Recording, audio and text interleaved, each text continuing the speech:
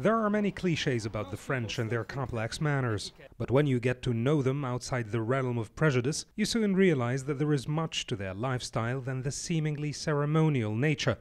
The French are generally very thoughtful in their style or dress, and value good taste and a good conversation. Geneviève d'Angelstein has dedicated her life to teaching good manners to foreigners and French people alike.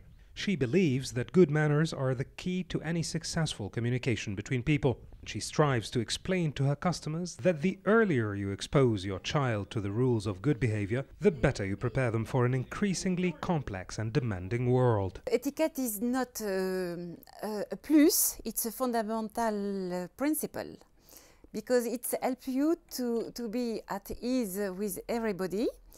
And everybody must be happy with you, and life it's much more agreeable. You have not to be shy, you have not to be arrogant.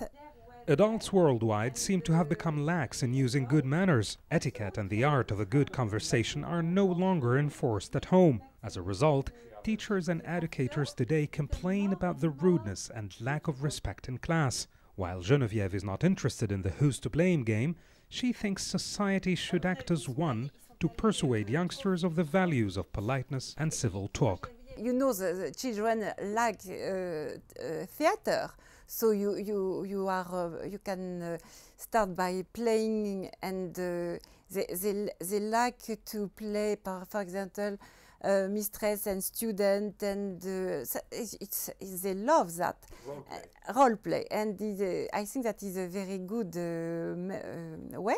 And they are not thinking that politeness is addition of rules without interest. Geneviève thinks that learning how to speak properly with people is like a game. It takes two people to have a conversation, and rule number one is to always address the other politely, even if they don't reciprocate. It's a game between the people, and if you are nice and polite, if people laugh about you, you have to forget them. Saying please and thank you may come naturally in many cultures, but are not considered as a must in some others. Geneviève encourages her students to use them in any case, as they help give a positive image of themselves to people. Respect is universal. Respect the other. I think that you have in front of you a human being, even if it's a gardener or it's somebody very simple. For me, each culture you have, you must respect it. Geneviève has opened her workshop for us before, and she kindly accepted to rehearse basic rules of introduction to the young audience of Youth Café. Just the very basic role-play game she exhorts parents to do at home with their children. Do I sit before you sit down, or do I have to wait until you sit down? Absolutely, you have to wait that I said to you, please, will you sit down? Okay, so that is very important. Do you allow me to sit down? Absolutely, Thank please. you. Thank you very much. Be comfortable. Thank you very much. Voilà, un petit peu d'eau. Avec les grandes chaleurs du mois de juin, ça sera bienvenu.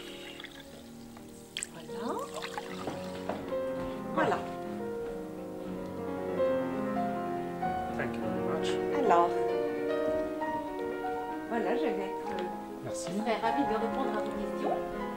All right. So, Madame d'Angelstein. Ah, Madame.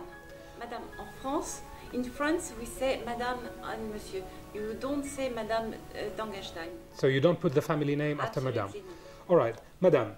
Do I drink before you drink, or do I have to wait until you drink? You have to wait until I drink. Okay. So I drink after you drink. Absolutely. All right.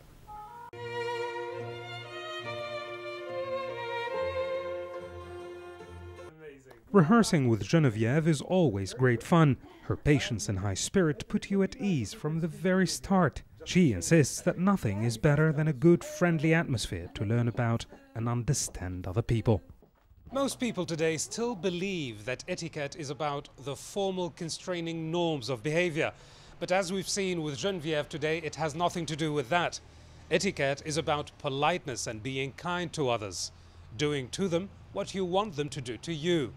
Reporting for Youth Café from Paris, I'm Courtoisie.